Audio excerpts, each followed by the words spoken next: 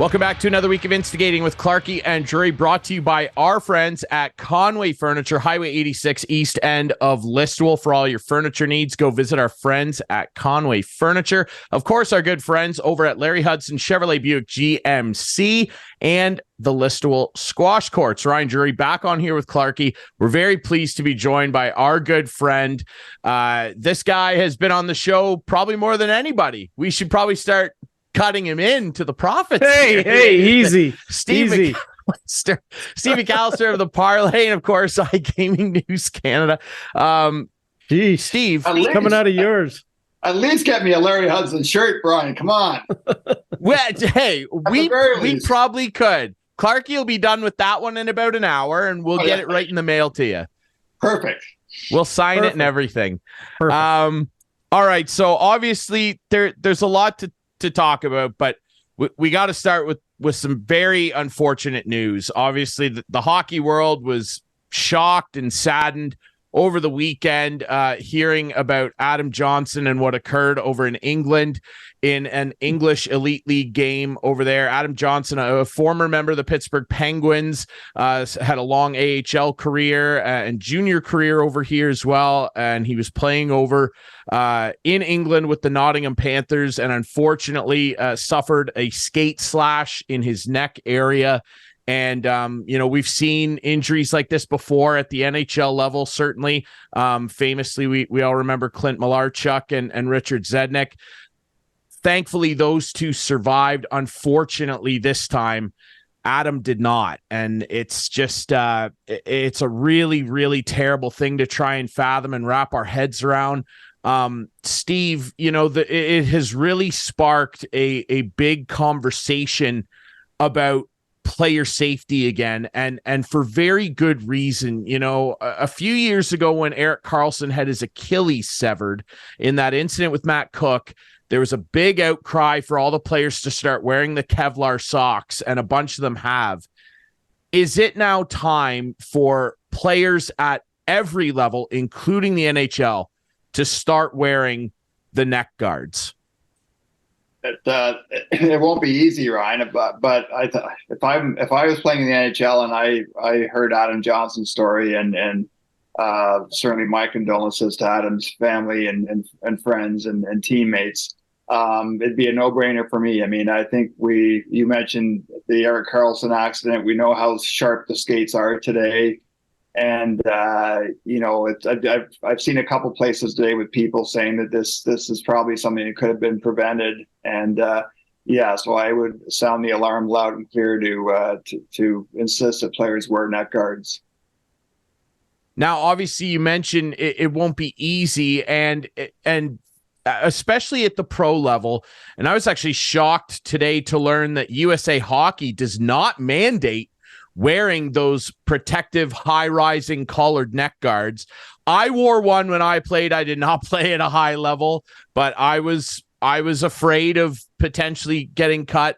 I get it. Some guys don't like it, and especially at the pro level, particularly the NHL, there really is a mandate, if you will, to kind of let guys do their own thing. Some guys like their gloves a little shorter, some wear them longer. Some guys like to tuck their skates, the socks in their skates. Some guys don't. There's really a lot of give and take with the equipment. However, they have grandfathered in visors. So everybody that plays in the NHL, I believe that came in about 2016, maybe 15. So everybody that comes in the NHL ever since then, wearing a visor is mandatory. I'm curious, Steve, because you spent a long time with the NHL Players Association. What sort of directives or mandates were going on even back in your day in terms of things like equipment issues? How often is stuff like this discussed, and how is it handled at that type of level? Yeah, I think there was a misconception, and Chris, you might have some thoughts on this from your radio days in Toronto as well, but there was always a misconception that it was the Players Association, in my case, Bob Goodenow, who was setting that agenda. And it's not the PA, it's the players.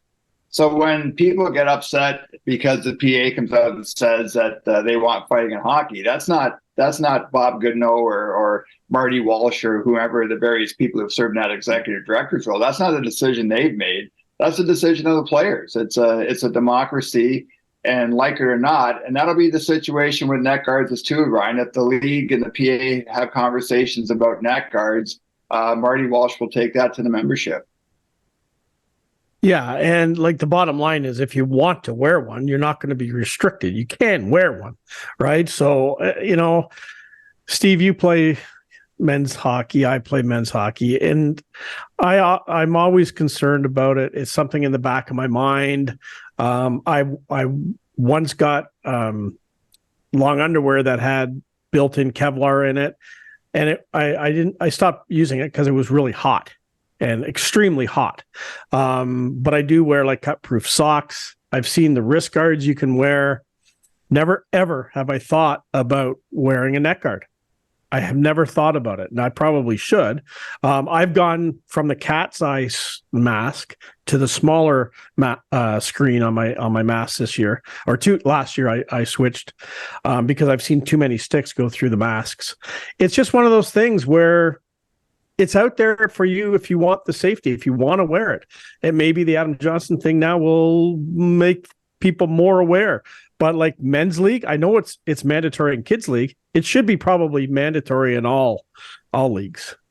Well, it wasn't amazing, you guys. Like, I played men's hockey for years. I'm just playing shinny now, but even shinny, it's amazing to me how many guys my age don't wear a shield, just wear a helmet. Mm-hmm.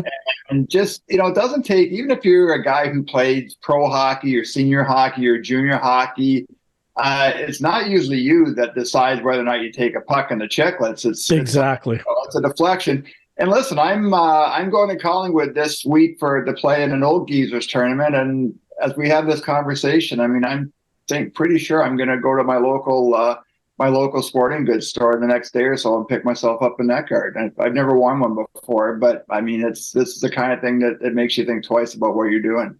Yeah. And when you say that, I wonder about mine because I wear like a neck throat protector, and collarbone protector. I want to find out if maybe that's cut proof. I should look into that because that would make it easier for me. But I do have some neck protection for sure. But yeah, you're right. You should, and everyone should, because we saw what happened with Clint Malarchuk. We saw that play out right on TV in front of us. But it's not a neck as well. It's not a fun. And like Mikheyev got his wrist slashed when he played for the Leafs. It happens. Like it does. It doesn't happen often. But as you said, with those skates sharpened as much as they are now, like, do officials, they should be wearing that stuff too, like especially linesmen who have to break up fights. They're sometimes rolling on the ice. Like, what's their mandates? Any at all?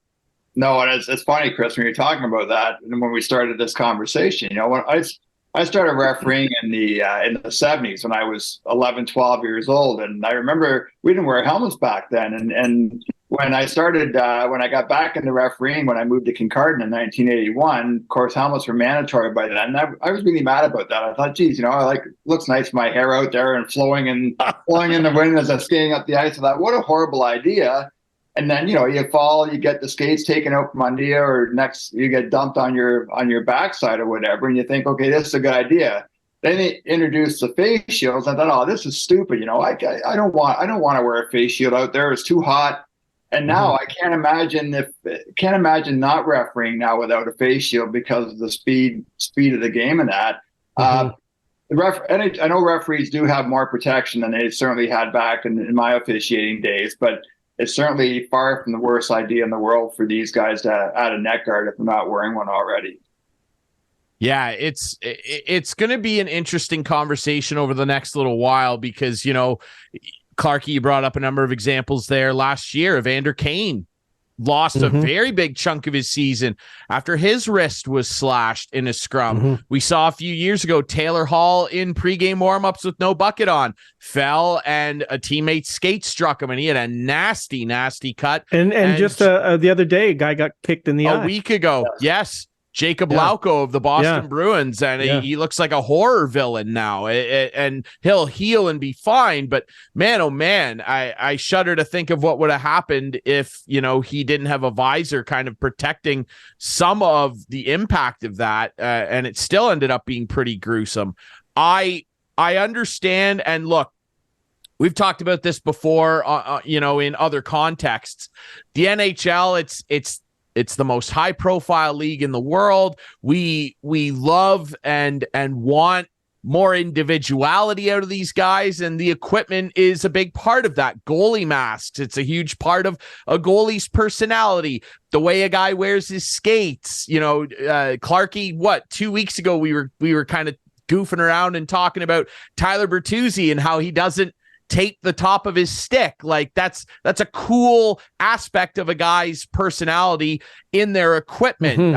You know, for me, Ovi and the RoboCop visor back in the day, it's like, it's a cool thing, but hey, that was a visor. He was wearing it. Like Ovi wore that, and he didn't have to. Back in Russia, there was no rules about it, and he still wore one when he was playing there. I do feel that I understand it. And like, guys have to wear their helmets now in warmups as a result of that Taylor Hall thing.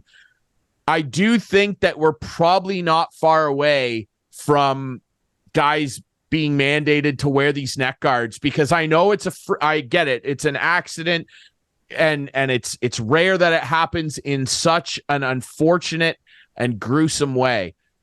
But if there's a shred of a chance that this could have been prevented, and that it can be prevented in the future on the NHL ice, AHL, junior, Pee-wee, we got to do it. And Steve, I do wonder, from your experience back working with the PA, how something like this would start. It would have to be powered by the players. What kind of process would have to go down? Two ways, I guess, it could go down, Ryan. Once is that Marty Walsh and the leadership at the PA bring it up with some player reps, and I do know that there are some Zoom calls happening this week with the Players Association in light of the Shane Pinto suspension last week. So that might be a topic that comes up during those Zoom calls. The other one would be players or player reps themselves just reaching out to the PA and say, hey, maybe we need to have a discussion about this. But it sounds crazy to say, Ryan, but I don't know. I just don't know if it's going to be that easy. I mean, these guys NHL players have dug their heels on other equipment things in the past, like getting shields across the finish line wasn't easy. And I just don't understand, in an era where all these guys grew up wearing full cages, why they just wouldn't continue that trend when they get to the NHL. And you know, I don't know about you guys, it just seems more and more these days. When I watch players being interviewed, I can't believe how many players are missing teeth. And these are guys, like, these are 19, 20-year-olds, and guys just start early in their lives who are only going to play, you know, if they're lucky, they're going to play 7 years in the NHL. That's a hell of a career. And these guys are going to have all kinds of dental work done at the end of the career. A quick story, I've got a good friend of mine who played senior hockey back in the day. He's probably spent about $20,000 in dental work over the past year for hockey injuries he had back in his senior hockey days. And that guy went through hell to essentially get his teeth fixed. And I mean, obviously NHL players, the money's there. The money's not an issue. But do you really want to be missing teeth when you're 20 years old because you're too proud to wear a cage? Apparently they do. I mean, right? Like, apparently they do. Yeah, it's a tough conversation to have, obviously, because you're, especially at the NHL level, even the AHL, like, you're talking to guys that are adults who understand the risks here. But I would, in closing, you know, and if you guys have anything else to add after this, please feel free. In closing, I would direct everyone's attention kind of to what Formula One has done, and really motorsport in general, you know, right down from rally car, IndyCar, NASCAR, in terms of safety, because there is no more dangerous sport than those. I mean, we're talking about guys in F1 in particular moving down straightaways at 300 plus kilometers an hour. And there was a big stink about the halo that you see on cars now. I have personally, in the years that I've watched F1 since the halo came in, I've personally witnessed it probably save 4 or 5 drivers' lives, including Sir Lewis Hamilton. Like, there was a crash 2 seasons ago. I believe it was at the Brazilian Grand Prix. You can look it up, between him and Max Verstappen. And if that halo's not there, there's a very good chance that we would be talking about Lewis Hamilton in a past tense right now. But the halo was instituted. Guys complained it's going to obstruct our vision. It's going to make the car harder to drive, the aerodynamics. When you're driving in cars that are going that fast and you flip over and there's nothing protecting you, you're going to be thankful it was there, and they are. So I don't know. I don't know where this goes. I don't know how long it might be or what it will take, but I would personally, if I was a player of significance in the league, I would be calling other guys, other union reps, and saying, hey, this might be something that we should probably try and do. I don't know if you guys have anything to add to that. No, I did see, Ryan, before we hopped on this interview, that the British Ice Hockey League, they have come out with some sort of announcement or recommendation around. They have. So yeah, they've mandated them.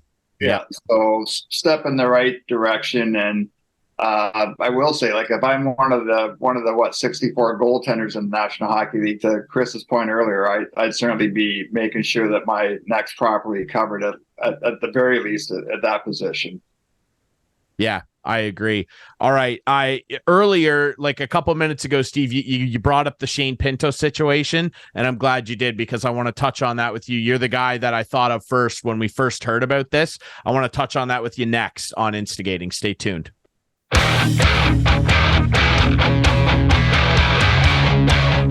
Welcome back to Instigating with Clarkey and Drury, brought to you by our friends at Conway Furniture, our friends at Larry Hudson Chevrolet Buick GMC, and of course the Listowel Squash Courts. Back here with our friend Steve McAllister from the Parleh and of course iGaming News Canada. And speaking of gaming, Steve, we were talking about it before the break. Obviously, this Shane Pinto situation. Now, what it sounds like has occurred is that somebody was using an account of his to place bets. And that's what's got him in trouble here. And he unequivocally has said that this is his fault. He's accepting the punishment, and it is a hefty one. Given the situation, whether you deem it a little harsh or not, the rules are clear.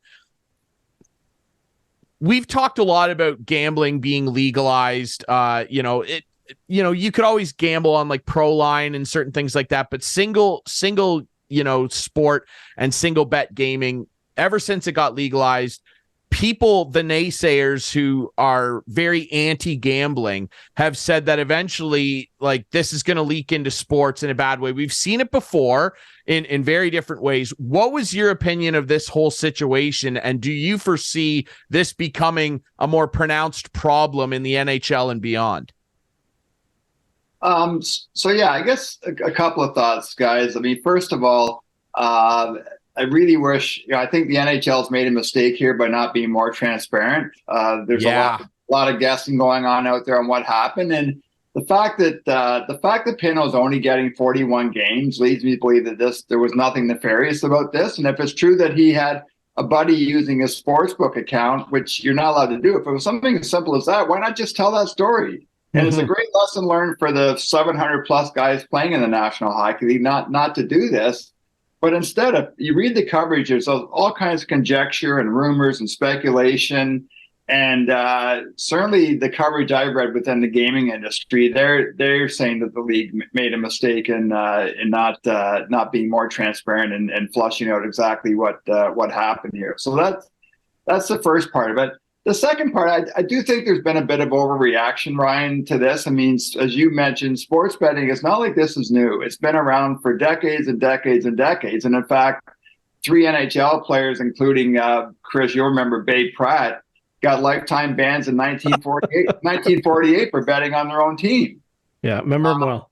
So when I read coverage or hear something about, well, Shane Pinto plays for a team that has a betting logo on their helmet. Well, what's that have to do with violating a gambling policy? It's got nothing to do with the fact that we have a regulated sports betting environment. And talking to people in the industry on Friday for, I write a monthly column now for B&M Bloomberg for their Business of Sports website. And I've also been working on the Tuesday Gaming News Canada newsletter. And I'm dedicating pretty much the whole newsletter on Tuesday to the Pinto's suspension. And that's this shows that the system worked, because there's so many checks and balances in place now, guys, where the sportsbook operators have monitoring protocols in place. The league has monitoring protocols in place through their partnerships with integrity providers. And in the case of the NHL, it's two companies, Sport Radar, which provides the data for the league, and another company called US Integrity. So the fact that we are operating in mostly a regulated sports betting landscape in North America now, this is a case where we see the system's working. Yeah, it's working, I guess, but just like in general population, like the amount of people betting nowadays, like, the system has worked on this one. I don't know. As a guy who's a little pessimistic on it, I would think there's stuff going on that, like, I don't know. It just seems like it'd be too easy just to, hey, buddy, like that kind of information sharing specifically. Like, I know you get in trouble doing it, but I don't know. It's just, I don't think any of us are that naive, Chris, to suggest that type of activity is not going on. But that was going on in the past with, the gray market or the offshore or illegal or black market, whatever you want to call the betting landscape. Yeah. And again, like it's not to, I don't want to diminish the fact here that there is gambling addiction. It doesn't sound like that's anywhere close to the situation here with Shane Pinto. But on the flip side, like there's a lot of vice industries. I mean, tobacco, Canada takes in billions of dollars every year in tax revenue from cigarette smokers. Alcohol is a vice industry. Cannabis is a vice industry. People have been going to the racetrack for decades and decades and decades. So I'm not unsympathetic to people who have problems with addiction, but at the same time, these are legal regulated industries, and I think if you don't regulate them, you're opening yourself up to other kinds of problems on top of the ones that already are going to exist no matter what. Mm-hmm. Yeah, I agree. And I think that, again, there are a lot of people, myself included, you guys, other people watching that gamble very responsibly and have fun doing it and are able to control that. And I do think that it is an industry that has been getting labeled unfairly at times. We've seen a lot of wild overreaction from this, Steve, and just as a final note, I want to ask you your opinion on this. Given the way that we see the industry regulated currently in our country and in growing numbers of markets in the United States as they continue to kind of catch up on this, we've heard a lot of people saying that stuff like this is just the tip of the iceberg, and we're not far away from seeing a 1919 Black Sox scandal again in sports. With how it's regulated and your expertise with the industry, how actually likely is that? Yeah, I just don't see that happening in the major professional sport leagues, Ryan. I mean, for a few reasons. One, the athletes make so much money now. There's not that incentive or need. Might be different if you're a guy playing a tier 2 soccer league, or maybe you're an Olympic athlete who plays in a sport where you're not getting much funding. And that's when you talk to people in Canada, like people at the Canadian Centre for Ethics in Sports, that's what they're worried about right now. They're not worried about NHL players or NBA players or NFL players. They're worried about that Olympic athlete who maybe gets a couple $1,000 a month in karting money. And those are the guys, men and women and others, who are susceptible to match fixing or being approached by somebody to manipulate a competition. And then, as I mentioned earlier, I think with the pro sport leagues in North America, is you do have these checks and balances now. Like having this conversation today, a Newcastle soccer player last week was suspended for, I think, 8 or 10 months by the Italian Soccer Federation because of not just gambling, but he has a gambling addiction and he's going to try to get some help. 2 golfers on the Corn Ferry Tour were suspended last Friday for betting on PGA Tour events. Now, they weren't tournaments that they were playing in, but you can't bet on a PGA Tour event if you're a professional golfer on a PGA Tour sanctioned event. So, I think the fact that you do have these checks and balances, it's just really hard for something like 1919 to happen all over again. Steve, help me with I thought there was new legislation that came out about celebrities endorsing these companies. Yeah. But then I see Sports Interaction commercials on Hockey Night in Canada with Chris Pronger and Mitch Marner, and I think Leon Draisaitl. Are they just saying screw it, or is there something that they're getting away with? Yeah, so the Alcohol and Gaming Commission in Ontario announced, Chris, back at the end of August that they were going to place these new standards or new restrictions on the use of athletes and celebrities in advertising, but those rules don't kick in until the end of February. Oh, okay. And there's still a thought. There's a lot of operators in the industry who they would like to revisit that with the regulators. And again, I think there's a lot of cloudiness around what defines a celebrity, because social media influence are part of this, or even as it relates to athletes. Like, an athlete who maybe played one game in the NHL, are you really going to be concerned that he's endorsing or working as an ambassador for a sports book? And some people will say, well, you compare that, compare Chris Clark, Ryan Drury, or Steve McAllister with Wayne Gretzky. How do you quantify that? So those discussions are taking place, but what you talk about, Chris, if the AGCO presses ahead with this, they won't take effect until the end of February. Yeah, interesting. Well, we'll see how that shakes out. One other thing that I definitely wanted to discuss with you, Steve, and, Clarkey, we touched on it on a recent episode too, and I know you have a lot of thoughts about this. You're very passionately kind of against this, is the recent announcement that the NHL draft is going to decentralize. They are going to go in lockstep with the other major leagues, where basically the telecast will now just feature the prospects there in a room with the commissioner, with their families and agents. They will be there. The teams will all stay at home and be essentially phoning in their picks for the commissioner to announce to the telecast. And I'm a little disappointed. Clarkey, I know you're very disappointed because of all your great experiences over the years, double digits in terms of drafts you attended for Leafs TV. What's your opinion of this, Steve? Like, is it as simple as a cost-cutting measure, or is there more to this? And what's your thought on it? Because I'm not a fan. Yeah, I do see both sides, Ryan. And first thing I'll say is, I've been highly critical for years of the Ontario Hockey League for getting rid of their draft, because I always thought that the OHL draft was an opportunity to bring that community together. Things have obviously changed from a media standpoint, but back then when the league first decided to take the digital route, there was still a lot of media to cover the teams. That was a great opportunity for media people, reporters whether it's Barrie or Peterborough or Mississauga or Sudbury, to get together for a couple of days and have access to league executives. And it was also, again, a great thing for kids and their parents.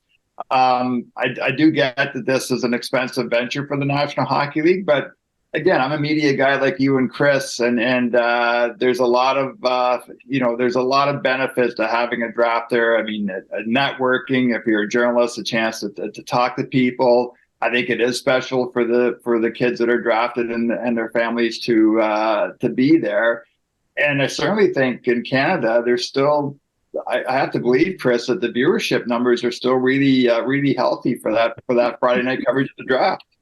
Well, the Friday night for sure, right? Like, it would definitely be one of the bigger audiences for sure. But it's got to just come down to cost, and it's the teams in the league who shouldn't be around anyway wanting this ended. But I don't know. It's unique to the National Hockey League, and I just hate the fact that let's do something the other leagues are doing. Like, just stay with what's popular, like what your fans like. And I don't know. If I was still working for the league, or with a team with the Leafs, I would definitely not be happy about it. Oh, the other thing I'll add too, guys, is these people sometimes get forgotten. But what about the scouts? These are the guys that are driving all over Hell's Half Acre every Friday, Saturday, and Sunday, and drinking crummy coffee and sitting in the upper bowl of a rink. And, that job's become even harder because of the reporting that is required now. Isn't it nice for those guys to be able to go to a nice city for a weekend and all their hard work be recognized by the owners and the president and the general manager and your director of scouting boss? So just from a human standpoint, I think for those guys, the draft has a lot of meaning.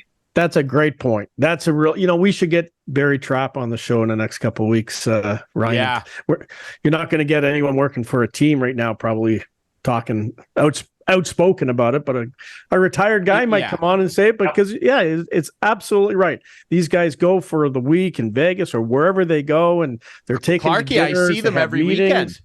I see them every weekend in the media room in Guelph. I spent 4 days out west with Garth Malarchuk, Clint's brother. Leaf scout, and followed and watched him. He would go out, it was minus 40 degrees, and I'm not joking, and he would go out at the end of the second period and start his car because it would need to be warm when we left, and everyone's car in the parking lot was going for the entire third period. Just what you did. What you did. And, we went on that Coquihalla Highway, I think it's called. We went from Kelowna to Seattle for a game, and it was whiteout. It was like crazy, but these guys do it all the time. Brian, Garth Malarchuk told me those were 4 of the longest days of his life with Clarkey. Garth's one of the good guys. He'd have to be. He's one of the real good guys. He would have to be. No, I agree, and I see these guys roll through the media room in Guelph from different teams. Saw a couple guys from Vegas the other day, and Dallas at the Storm game on Sunday. These guys, they're putting in a ton of work, and they're still so underappreciated. I feel until the draft rolls around, and then people are excited about the person they pick and their favorite team, and then they get some love. And now it feels a little bit like that's kind of getting taken away in a sense. And it's unfortunate, but leave it to the NHL to, take one of the only things that makes their league and their product unique and squash it into the ground. Yeah, that's exactly. That's what we do. I will tell you, Ryan, there's 2 things I wouldn't miss about the draft. One is the guys having to put those stupid ball caps on their head when they get on stage. And the second one is somebody bringing up a kid to be on stage as well. I mean, those are 2 things I could certainly do without. But the pros of having a draft in the city far outweigh the cons. And I think, I for the 3 of us, it's a no-brainer. Yeah, for sure. Yeah. Steve, the Argos 16-2, setting at a CFL record. And they have the bye week this week. Montreal and Hamilton play in the East. These Argos are going to win the Grey Cup, aren't they? It's a perfect. It'd be shocking if they didn't. It's a great story, guys, and I think it's the story that kind of is sitting there under the cone of silence, and it's too bad. It's funny. I had a long chat with Dan Ralph, the longtime football writer for the Canadian Press, a couple weeks ago. Dan and I worked in Georgetown together back in our early days in the business, and we were just talking about the Argos and the fact that the papers in Toronto, they hardly ever get a beat writer out to practice anymore. And they're relying more and more on Dan just to cover games for them. And, I also talking to some guys too, I think on the golf course a few weeks ago, and you do wonder if the Argos win another Grey Cup, if maybe that's the thing that gets them over the hump and people start going back to Argo games again. And I hope that's the case. I mean, Chris, I'm sure you spent a lot of time around the CFL back in the day. When I joined the Canadian Press in 1988, my first 2 years there, I covered the Ticats and Argos and had a chance to go to 3 Grey Cups. And I have a lot of some of my fondest memories of working in the business are those 3 years I spent covering the league. Yeah, I wanted to go to the Grey Cup this year. Unfortunately, I'll be in Jamaica, so I can't. But I'll be trying. Well, you know what? I land that night. I land at 7:30. Game is 6 o'clock. But there it is. That's what it's all about, right there. Yes, sir. Right here. And I'll say this too. You can bet that I feel confident also saying this, Clarkey, when they win the Grey Cup, because I will be floored if they don't. That they're unbelievable. I've seen a lot worse things happen though. Year. Like I've seen that team 16-2 or whatever. We know 15-3 lose in that Eastern Final or Western Final. That's why we play. I know that's why we play. And you know what? With all due respect to the Hamilton Tiger Cats, they're going into Montreal. No pressure on them. They win in Montreal, then they play the Argos for a chance to play for the Grey Cup at home. Yeah. So that could be tough. So it'll be fun. Stuff. It'll be fun. And I'll say this, the league is coming along in fits and bursts. Like I was shocked to learn that Green Day is playing the halftime show. Like they are. The league shelled out some serious cheddar to get those dudes up here from California. Like, let's go. I'll be certainly tuned in for the game, and I'll be excited to watch Green Day. Like, hey, they're trying. They're doing their thing, and the Argos, I hope that it ends in another championship, and our friend Mike Hogan will definitely join us when that happens. He will. You can bet, Clarkey. You can bet. Yes, and it might be around the time when his Eagles are continuing to roll here. They're looking pretty good, and I'll say this as well. Merit in what you're saying, where we can't put all our eggs in one basket here. We're confident the Argos are going to do it, but hey, the Kansas City Chiefs just lost to the Denver Broncos, ladies and gentlemen. This is why we play the games. Hey, last week we were talking about NHL undefeated teams, and you said Boston will go undefeated tonight. They're playing Anaheim, and I said, "Oh, not so quick." And what happened? They lost. The Anaheim Ducks, ladies and gentlemen. Anyway, there you go. Hey, got to play the game. I forgot. I forgot the saying, right? Ducks fly together, and they flew together that night against the Boston Bruins. All right. And hey, my Capitals have won 3 in a row as we record this. Not dead yet. And I actually want to point out, too, now that you brought that up, Clarkey, that if you look at the analytics, our top line is the best in the league at generating chances right now. And it features a guy apparently over the hill, Alexander Ovechkin. Thank you. Very good. All right. Thanks, Kyle. I'm personally hurt that you called me that. Steve, I'm personally thrilled that you came back on the show. We love having you on here. Where can people find your work? Gaming News Canada, that great newsletter that you do, and everywhere, of course, stuff over at the Parleh. Everywhere, yes. Where can they find it, Steve? GamingNewsCanada.ca, Ryan, and you can also find me at WOA Ranks everywhere, including the upcoming Wingham Silver Stick tournament. Talking about November 19th, I'm hoping my Huron Bruce Blizzard are playing in the Silver Stick Finals that day, guys. What's the date of that? It starts November 12th to 19th. We play Bruce Peninsula on the 12th, and we're hoping to be playing in the gold medal game on Sunday, November 19th. My 35th wedding anniversary by the day. We should go do a show there. I will. I'll tell you what, I've covered the Silver Stick tournament a number of times. I'll be drifting down there to say hello to you in the very least. Adam, write it down. Let's do a show there. Yeah. Absolutely. All right. Steve McAllister, thanks so much for doing this, my friend. Always love it, guys. Thank you. All right. When we come back, of course, what else would we be doing? I got a great one. Show? He's fired. Clarkey's excited. Up. He's never excited, so this must be a big deal. What else would we be doing to end the show? The Conway Furniture Couch Potatoes of the Week coming up after this on Instigating.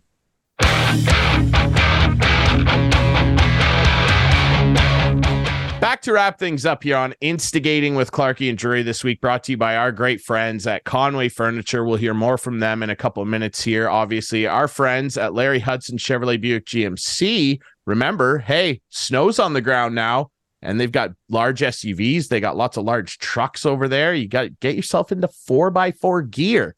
If you want to do that, go see Clarkey or one of our friends at Larry Hudson Chevrolet Buick GMC, 1000 Wallace Avenue in Listowel. How easy is that?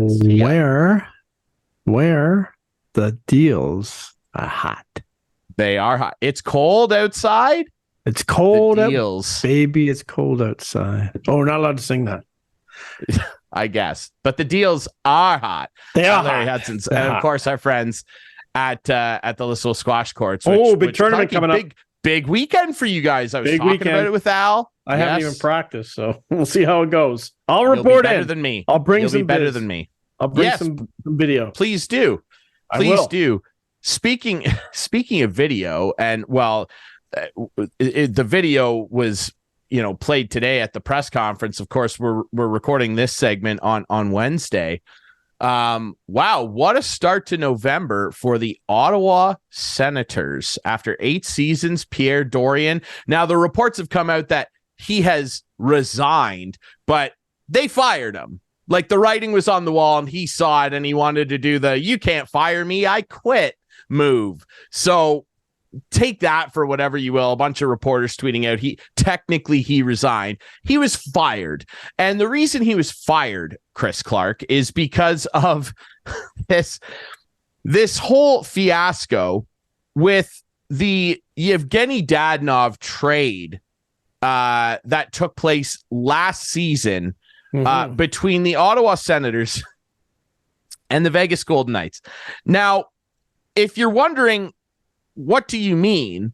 So basically, what they did was Ottawa acquired Yevgeny Dadonov. He didn't like it there.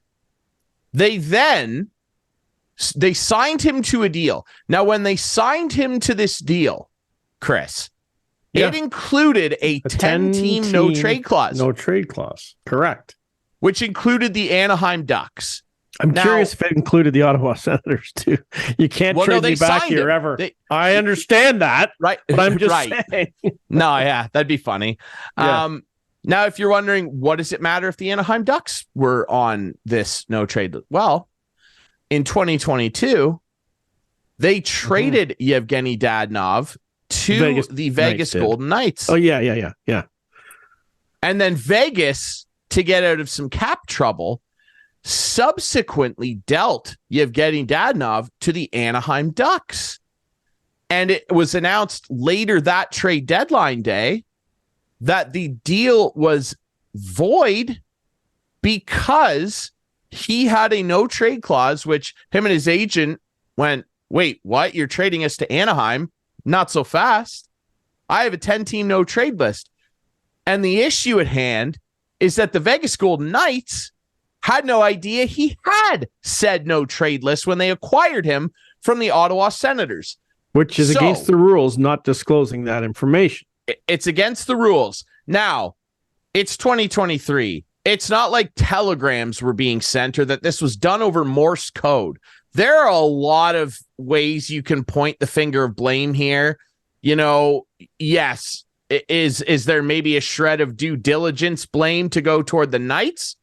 Maybe, but it's on Ottawa to ensure that the other team knows, hey, by the way, he has a 10-team no-trade list. Here it is. We're the ones that gave it to him.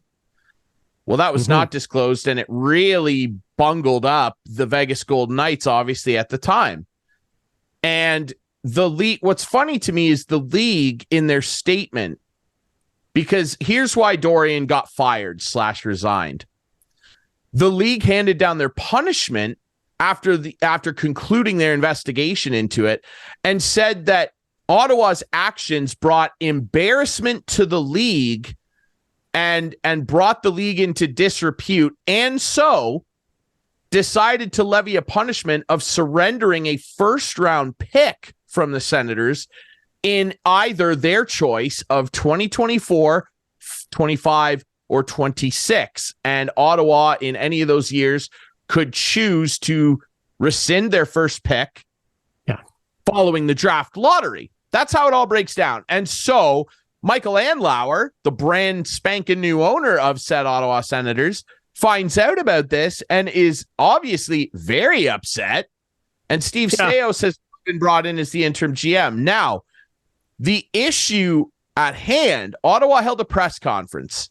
Again, we're recording this segment Wednesday, November 1st. They held a press conference today where Michael Andlauer, and you rarely see owners come out and speak. Back up one second. I have a question. Yes. The league just made their ruling today, correct? Yes. Okay, that's all I want. Okay, continue your story. Which is part of the issue. Yeah. Now, again, you rarely see owners come out and make statements publicly. Ever. It's so rare. Michael Andlauer, this from Frank Zeravalli and many other reporters directly quoting the press conference. Sens owner Michael Andlauer says the NHL did not advise him of either investigation, that being this Dadonov one and the Shane Pinto one that we recently saw handed down. Botched Dadonov no trade or the Pinto sports betting incident before he closed his purchase of the Senators. Craziness. And Lauer says, and I quote, maybe they didn't want to disrupt the sale to make sure the seller got the best price possible. And Lauer goes on to say the sellers saw the Dadonov situation. By the way, the sellers he's referring to are the Melnick Group, Eugene's two daughters. Yeah. Who were not handling the sale, to be fair. No. Andlauer says the sellers saw the Dadonov situation as a, quote, non-issue when he was in talks to buy the team. He isn't happy to lose a first rounder so long after everything played out. Quote, why I inherited this situation is beyond me. There is no reason for an investigation like this to last this long. Exactly. Michael Andlauer's words. He is precisely right. And the league is doing what they're basically accusing the Sens of doing, not giving information to the people they're dealing with. How did this take this long? Right. How did this take this long? They knew He's absolutely right. He's absolutely right. The day the trade went down and it was voided, they knew immediately what the problem was. Yeah. A ruling should have been rendered the following week. I'm not saying that they're not busy over there at the NHL offices in New York, but when something like this, and the NHL statement on the ruling for the first round pick surrendering is correct. It is embarrassing for the league to have a situation like this. That is right.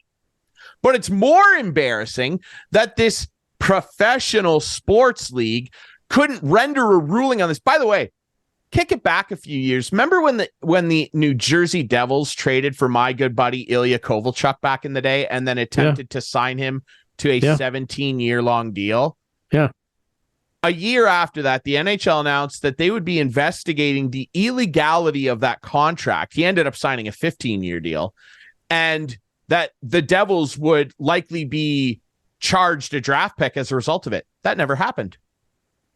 They never ended up making the Devils surrender a pick. And if I was Michael Andlauer, I would be immediately on the phone to mafioso Gary and going, excuse me, I don't think so, Gare. We're going to pick our first rounder in 2024, 25, and 26. Thank you very much. And you can kiss my ass. I'd love for him to say that. That's what I'd be doing. Michael Andlauer probably had numerous meetings with Gare Bear, Bill Daly, whoever, and the former Sens ownership group en route to making this purchase, and was not notified that either of these situations, the Pinto one, or a pending investigation into one. I can see the Pinto one a little bit just because it was a personal situation. I can see that, and maybe. But even still, it wasn't revealed. But this trade one, there was only one reason. Only one reason. It wasn't. But it didn't come out, and that's because of the ownership. I understand that, but they're both just as bad because both investigations were underway at the time he was purchasing the Sens. For sure. And he wasn't notified that either of the situations were a factor potentially. And they let him spend $1 billion on this franchise. And then all of a sudden, he's got two giant forest fires in downtown Ottawa. It's embarrassing. And what's even more embarrassing, and it's been pointed out all over social media, what is even more embarrassing and what lends even more to Gary Bettman essentially being the John Gotti of professional sports. I'm tired of it. I don't care. Gary is a sickening human being, and the people he represents are worse, one of which is Michael Andlauer now. What's even more embarrassing is that Ottawa botched a trade and failed to give details about a no-trade list, and they've been ordered to surrender a first-round pick. Which could a first-round pick. It's going to be even worse if this upholds and the player picked with that pick later ends up where Ottawa could have been picking. I'm saying ends up being a superstar. when you look in the standings, say that would have been Ottawa's pick, and oh, look, the guy turned into a superstar, and Ottawa could have drafted him. That'll be really embarrassing. But what's even worse is that Ottawa had to surrender a first-round pick for botching some paperwork, and the Chicago Blackhawks, for years, covered up one of the worst sexual abuse scandals in professional sports history, wrote a recommendation letter for the man who was guilty of committing said assault against Kyle Beach, which then allowed that gentleman to go to a college program or a high school program, pardon me, and abuse more victims. And they got fined $2 million out of billionaire Rocky Wirtz's pockets and didn't have to surrender any picks, and then won the NHL draft lottery and selected Connor Bedard.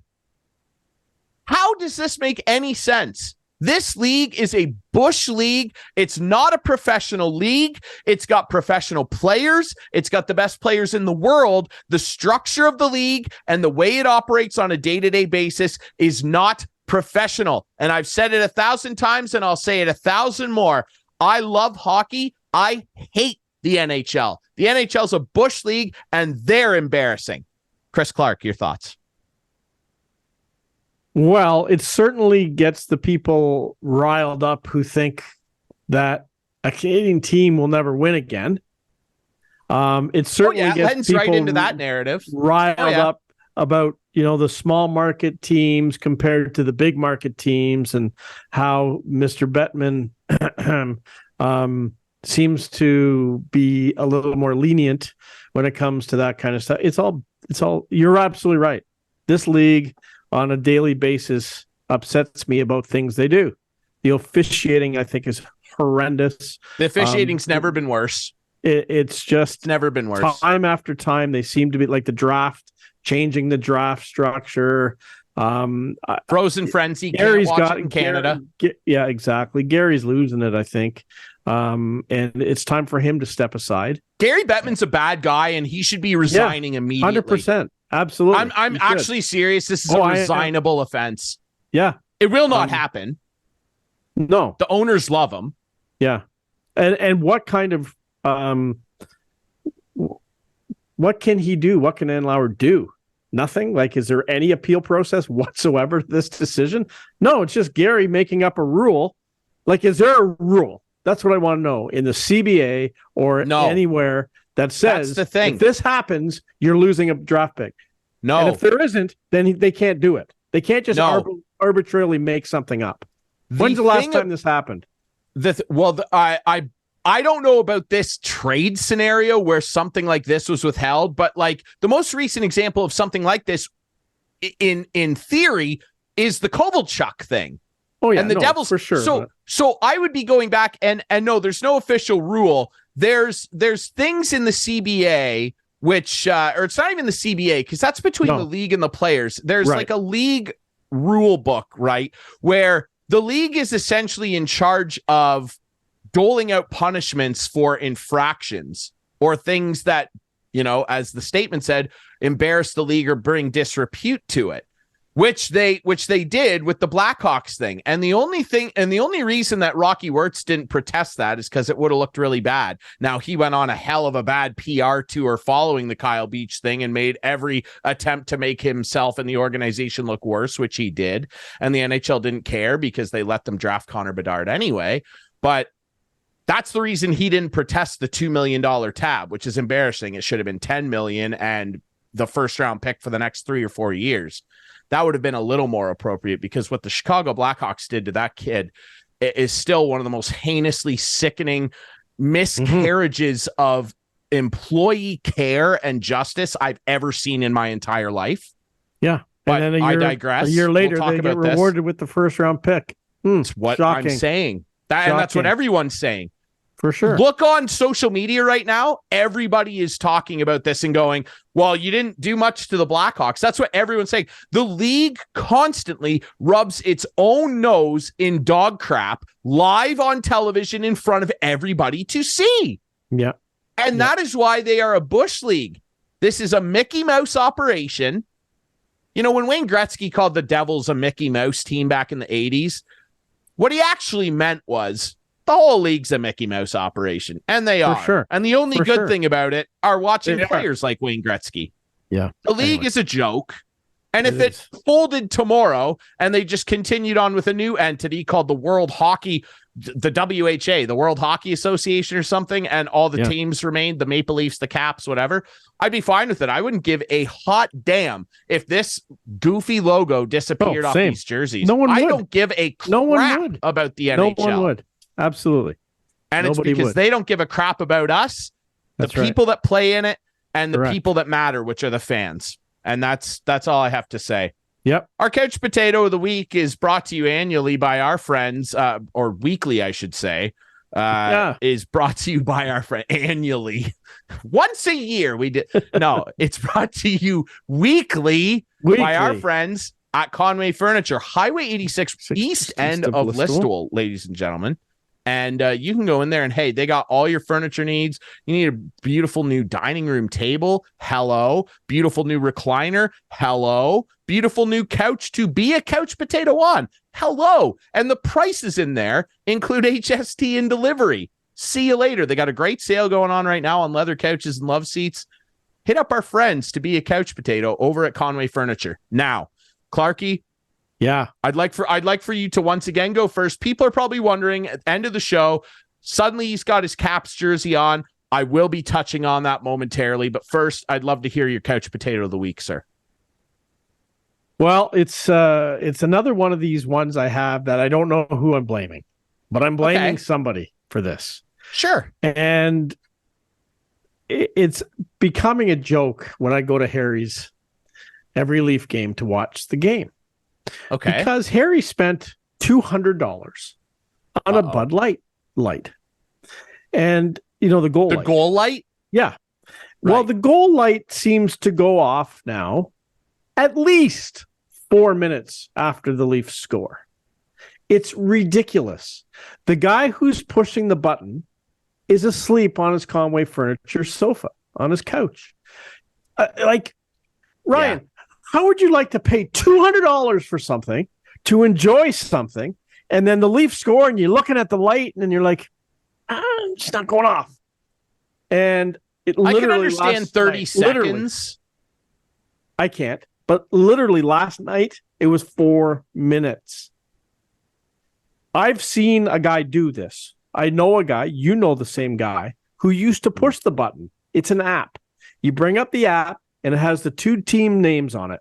And you click goal and confirm. It's all you got to do. Well, at the beginning of the year, we thought maybe the guy, or at the end of last year, we thought maybe the guy was watching online because it would be 30 to 60 seconds late. Yep. If you do this job, you have to have cable. That should be one of the the requirements for the job. You can't watch it online. You have to watch it on cable. And it's pretty instantaneous. I had a guy do it in my basement. He was pushing the button, and I'm like, holy, that's fast. Well, it's ridiculous now. So I'd like you to put this on our socials and tag Budweiser, Red Light, or whatever it is. And we need an explanation why it's now 4 minutes after a Leaf goal, which they only scored one last night. We had to wait till the third period to even test it. Yeah. It was a terrible game. But there's no question. It was. The guy who's doing it is asleep on the couch. And that is my couch potato of the week. Okay, I like it. And we will get to the bottom of this for you. I hope we do, because Harry and I are getting upset. We're getting mad. Like, if it's not one thing, we're mad at the game. Now we're mad at the light. We're going to begin a Conway Furniture Couch Potato investigation. Yes. And if Budweiser had any brains, they would not want any bad publicity now. They had enough in the last couple of years. Anyway. Okay. All right. I appreciate your contribution. Mine will be a little different. Okay. And it's a somber one. So you took a negative turn to your couch potato this week.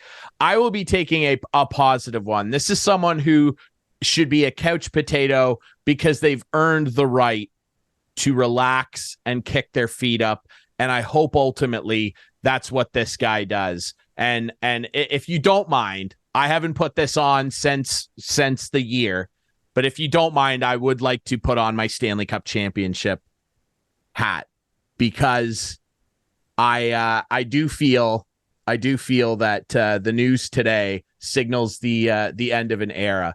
Obviously, some tough news out of Washington and for Caps fans. Nicklas Backstrom, who of course has had some injury troubles over the last couple of years and had a hip resurfacing procedure done.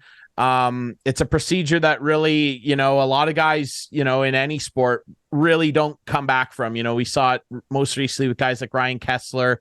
It's a really hard thing to come back from, and he has tried. And the news came out this week, obviously, that Nick told his teammates that his hip just is not responding the way he'd like, and he's going to have to step away from the game. So he hasn't officially announced and signed papers to retire, but I think, unfortunately, and I'd love to believe with all my heart, it's not going to happen, but I do think we all see the writing on the wall here that pretty soon we are going to hear an official announcement that number 19 will not be suiting up anymore. And it's really sad. It really is. I've been pretty emotional all day, I'll be honest. And it sucks. It really does. And I'm upset. I am. I'm hurt. I'm hurt for Nick. He's my favorite player ever, and I'm upset now. It's tough. It's tough to watch a guy that you grew up watching from a young kid. I want to say 15 when Nick was drafted. It's tough to see him go out like this. I was lucky to be a Patriots fan and see Tom Brady go out on his own terms. It was sad, but he got to do it his way. And to see Nick, who's given everything to the team and the sport, really, not be afforded the opportunity to do that is sad. It's heartbreaking.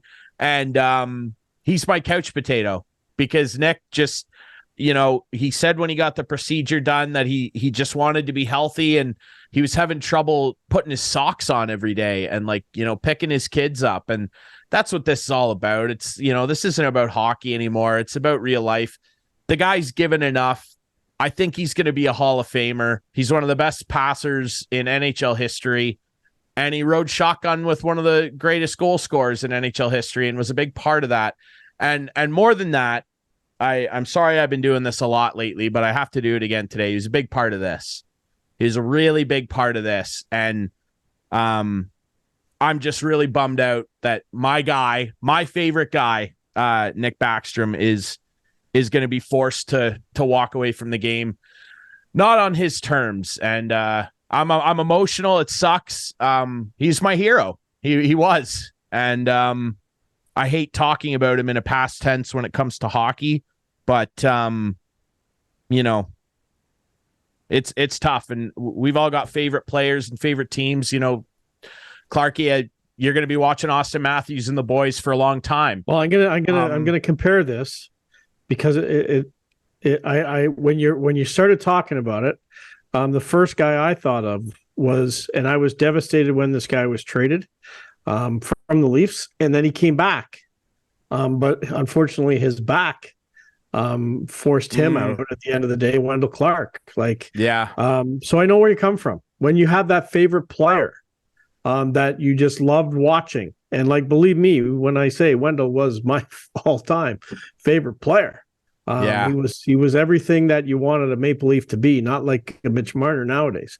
You wanted this guy. You wanted a Wendell Clark, and they've always said since, we need another Wendell Clark. Well, they haven't had one. Never won with Wendell, but boy, oh boy, they came close. So I know where you're coming from. Yeah, it's a bummer for sure. And, I would just say to fans out there, I know it seems trivial. It's maybe a goofy thing to get upset over, but I love this team, and not the league they play in, but I do love this team, and I love Nick best of all. And I'm sad. I'm heartbroken. And I just want to say thanks, for everything, Nick. If he sees this, I don't know. Thanks, man. Thanks for everything, especially this guy here. I really, really am happy that I do take some solace in the fact that you won't remember this, Clarkey, but at the end of that second year in 2017, when the Penguins put us out again, he guaranteed the Caps would win. He said, we're going to get one. And the very next year they did. And I do take some solace in the fact that Nick will always be a Stanley Cup champion. And to quote my guy, Liam Gallagher, at the end of it all, you were always one of us, Nick. So thank you. All right. I need to get tissues and end this show. We appreciate you guys listening and watching. Remember, you can find this show Friday nights at 8, Sunday nights at 9 with our friends on Whiteman TV. That's channel 6 for Whiteman subscribers. Remember, you can find us on social media at Instigating Pod. You can find the podcast on all the best podcast apps. And remember, go visit our friends at Conway Furniture. Go visit our friends at Larry Hudson Chevrolet Buick GMC. And hey, you want to get active? You want to play some squash? The Listowel squash courts. That's the place to do it. Are we going to get copyright? Probably. Probably. Thank you for the memories, Nick. We love you, buddy. Clarkey, thanks for this, man. Thanks for letting me have my little pulpit there for a couple minutes. We'll be back next week with more instigating.